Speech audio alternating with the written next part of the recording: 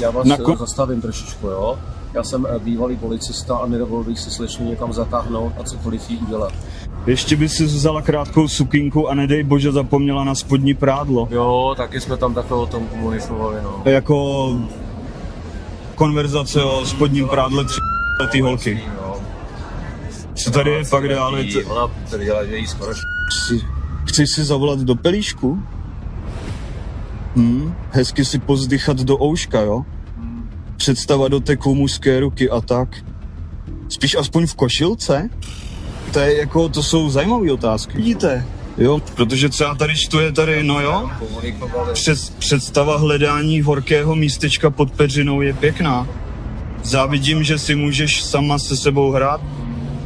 Už si objevovala, jak jsi citlivá? Tak nebudu dušit při hraní a budu závidět, sladké. Zase další závist, vy tam furt jenom závidíte. Jak si sama se sebou hraje.